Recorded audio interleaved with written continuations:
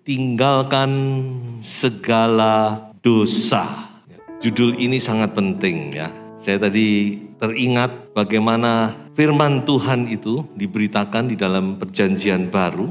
Mulai firman Tuhan yang pertama disampaikan oleh Yohanes Pembaptis dan nanti sampai yang terakhir sebelum Yesus datang yang kedua kali. Maka tema firman Tuhan itu hanya satu sebenarnya, yaitu bertobatlah.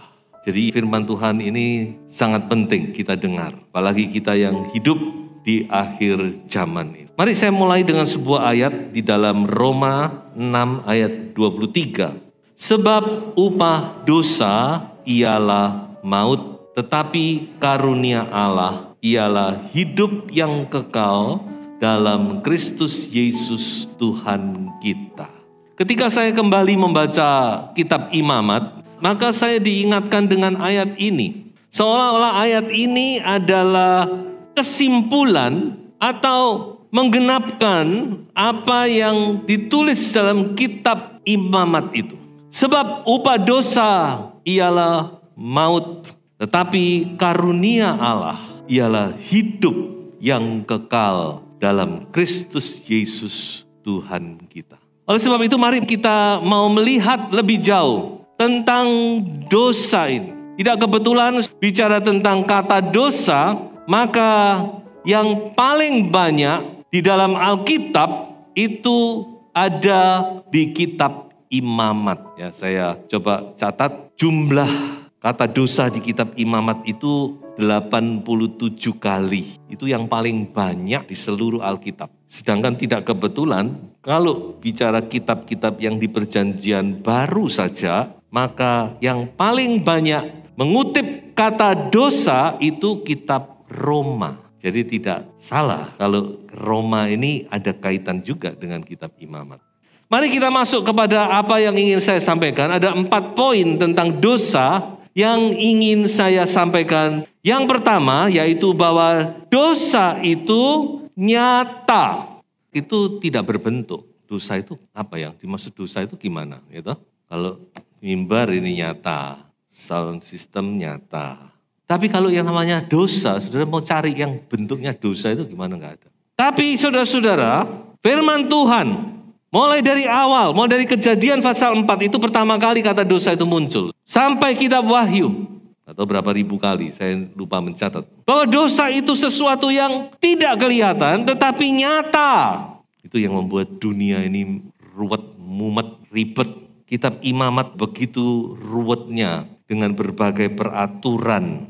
Ya, untung kita sudah tidak perlu lagi melakukan itu karena semua itu sudah digenapi oleh Yesus. Tapi kalau saudara membaca kitab Imamat, begitu ribet ruwetnya bangsa Israel itu harus mengikuti segala yang tertulis itu. Pertanyaannya, mengapa harus demikian? Ya karena masalah dosa ini. Dosa ini cara penyelesaiannya diberitahu oleh Tuhan di dalam kitab Imamat. Begini loh untuk cara menyelesaikan dosa itu. Jadi kata dosa itu bukan sesuatu yang konkret. Tapi kita harus tahu bahwa dosa itu konkret, real, nyata, ada. Dan itu yang membuat dunia ini ribet, ruwet. Membuat dunia ini berantakan. Membuat rumah tangga berantakan. Membuat rumah tangga hancur. Membuat hubungan manusia hancur. Membuat dunia ini menjadi satu tempat yang tidak karu-karuan segalanya.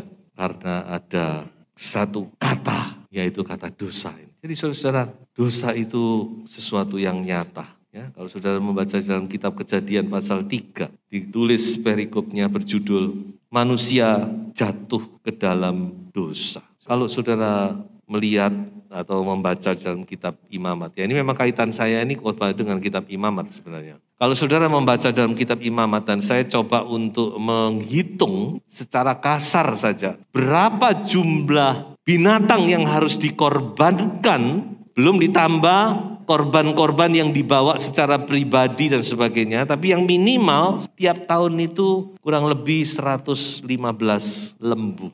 Dan domba itu 1.130. Jadi saudara bisa bayangkan itu per tahun ya, itu yang minimal ya. Kalau dikalikan sekian puluh tahun mereka di padang gurun berapa banyak korban yang harus dikorbankan. Untuk apa semuanya ini? Ya karena untuk menyelesaikan yang namanya dosa ini. Makanya jangan kita anggap dosa itu kan istilah teologi, itu istilah agama. Tidak ada itu di dalam hidup ini. Saya mau beritahu bahwa satu hal yang harus saudara ingat, bahwa dosa itu konkret, dosa itu nyata. Dan yang kedua, yang tidak kalah pentingnya, bahwa dosa itu mengerikan. Bukan saja nyata, tetapi dosa itu mengerikan.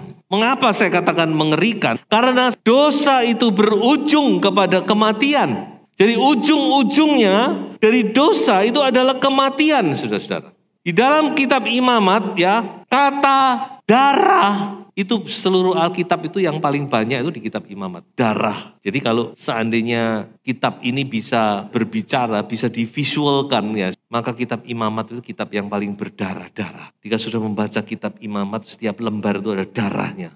Dan itu semua kaitannya dengan perbuatan dosa. Bukan hanya itu, di kitab Imamat itu kata dihukum mati, kata dilenyapkan, itu juga kata yang paling banyak di seluruh Alkitab. Hukum mati. Jadi ini kitab yang penuh dengan sesuatu yang mengerikan. Saudara. Dan ingat, semua ini untuk menyelesaikan dosa. Sebenarnya. Semua ini bicara karena akibat dari dosa. Nah tadi kita juga sudah membaca bukan? Tadi saya katakan bahwa Roma 6 ayat 23 itu menyimpulkan apa yang tertulis di dalam kitab Imamat. Apa yang dikatakan Roma? Upah dosa ialah maut. Upah dosa itu kematian. Upah. Jadi dosa itu satu pekerjaan. Dosa itu bukan sesuatu rekreasi. Tetapi dosa itu, sin is a work. Dosa itu suatu pekerjaan. Dan orang yang bekerja pasti mendapat upah. Dan upahnya setelah orang itu bekerja adalah maut. Kasihan ya. Udah kerja setengah mati, ingin dapat upah, upahnya adalah maut. Nih upahmu, kamu sudah bekerja. Maut. Upah dosa ialah maut. Capek. Hidup dalam dosa itu hidup yang sangat melelahkan. Bukan hidup yang menyenangkan. Memang mungkin sesaat orang itu merasakan kesenangan. Tapi itu semuanya sia-sia. Pada akhirnya orang akan menjadi capek. Saya sudah banyak ketemu dengan orang yang mereka ingin terlepas dari ikatan dosa. Karena mereka capek. Dosa itu berujung kepada kematian. Sebab itu jangan kita main-main dengan dosa. Loh Pak, saya kan sudah kenal Yesus.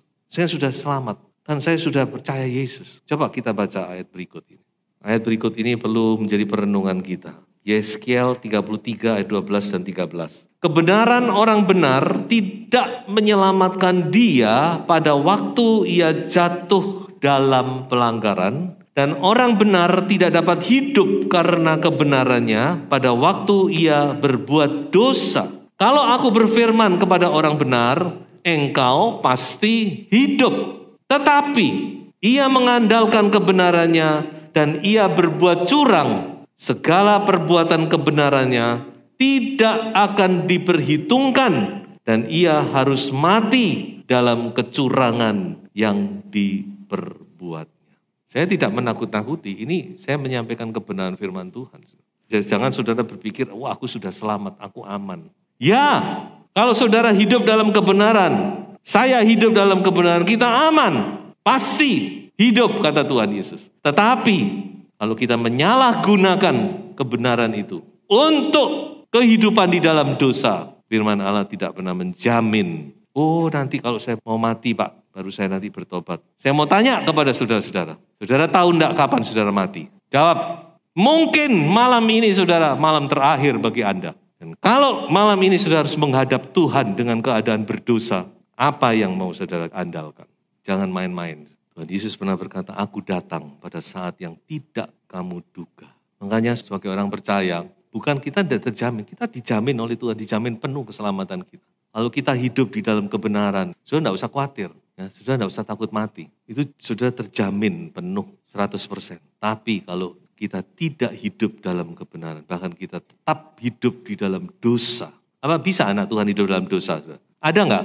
Banyak masih hidup dalam perjinahan, dalam perselingkuhan. Bertobat. Kalau saudara tidak bertobat, saya tidak tanggung jawab dengan keselamatan Anda. Jangan main-main, saudara. Jadi benar-benar kita harus ingat bahwa dosa itu sesuatu yang mengerikan. Dosa itu bukan permainan. Sin is not a game. Dosa itu bukan permainan, bukan game, saudara-saudara. Yang ketiga, dosa itu membawa pemisahan. Dosa itu selalu membawa perceraian, pemisahan. Suami istri bercerai, saudara bersaudara bercerai, terpisah, pemisahan terjadi, separation. Dan perpisahan yang paling mengerikan itu adalah perpisahan kita dengan Allah. Dan itulah sebenarnya yang dimaksud dengan kata maut. Mereka ini akan menjalani hukuman kebinasaan selama-lamanya, dijauhkan dari hadirat Tuhan dan dari kemuliaan kekuatannya. Adakah situasi keadaan yang paling mengerikan daripada kita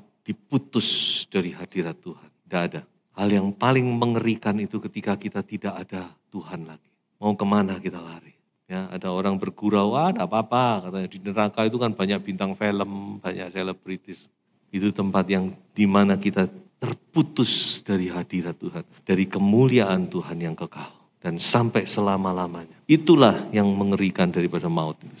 Jadi inilah yang harus kita mengerti bahwa ada 3 hal. Pertama, dosa itu real, dosa itu mengerikan, dan dosa itu membawa perpisahan. Dan perpisahan yang paling mengerikan adalah kita dipisahkan dari Tuhan sampai selama-lamanya. Dan yang keempat, yang terakhir ini ya, dosa itu harus dibereskan. Kita tentu tidak senang punya masalah, bukan? Saya yakin tidak ada orang di sini yang senang hidup dengan masalah. Kalau bisa cepat-cepat dibereskan masalah itu. Betul, saudara? Tentu kita ingin apapun masalah itu kalau bisa cepat dibereskan ya supaya kita bisa lega, kita hidup dengan nyaman ya toh. Nah, saya mau beritahu kepada saudara bahwa masalah yang terbesar itu adalah dosa. Bukan masalah utang piutang saudara, itu mungkin besar bagi saudara. Bukan masalah saudara dikejar-kejar debt collector, ya mungkin itu juga masalah besar. Atau mungkin kontrak rumah sudah habis dan sudah harus, ya macam-macam toh, di hidup ini banyak masalah ya. Mungkin masalah sakit penyakit. Tapi saya mau katakan masalah yang terbesar dalam hidup manusia itu yaitu dosa. Sebab itu dosa ini harus dibereskan. Manusia ini aneh. Kadang-kadang kita membereskan hal-hal yang kecil-kecil, masalah yang paling inti itu tidak kita bereskan. Masalah yang paling besar dalam hidup kita terus kita bawa. Jadi masalah yang paling besar dalam hidup manusia ini adalah dosa. Itu adalah masalah yang terbesar. So itu mari kita bereskan.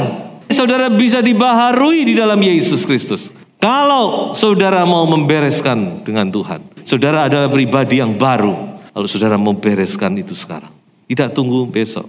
So itu saudara mari kita mau membereskan. Bagaimana cara membereskan? Amsal 28 ayat 13 berkata, siapa menyembunyikan pelanggarannya tidak akan beruntung, tetapi siapa mengakuinya dan meninggalkannya akan disayangi. Haleluya. Caranya bagaimana Pak? Mengakui dan tinggalkan. Jadi kalau saudara mau membereskan dosa, saudara harus mengakui, Tuhan ampuni aku sudah berdosa. Kalau perlu saudara akui bahkan dosa saudara. Dan tinggalkan. Mengakui dan meninggalkan. Bukan cuma mengakui tok. Banyak orang mengakui kemudian tidak meninggalkan. Kemudian dilakukan lagi. Jadi cara membereskan dosa yaitu saudara harus mengaku dosa. Mengaku kalau sudah berdosa. Bersalah kepada Tuhan.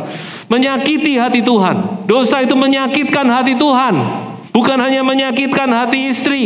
Bukan hanya menyakitkan hati suami, menyakitkan hati anak-anak, menyakitkan hati orang tua. Tapi terutama dosa itu menyakitkan hati Tuhan.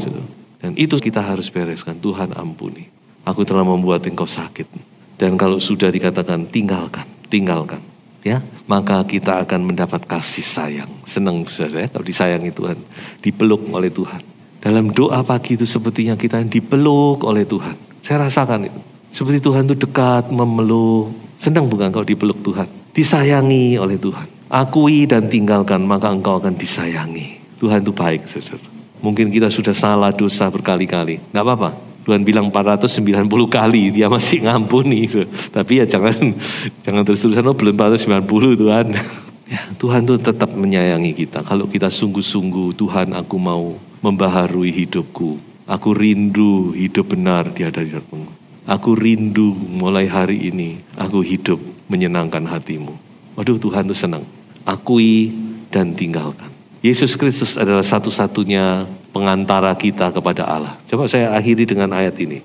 Karena Allah itu esa, dan esa pula Dia yang menjadi pengantara antara Allah dan manusia, yaitu manusia Kristus Yesus yang telah menyerahkan dirinya sebagai tebusan bagi semua manusia. Itu kesaksian pada waktu yang ditentukan. Manusia Yesus Kristus yang menjadi pengantara kita kepada Allah. Satu-satunya, bukan salah satu.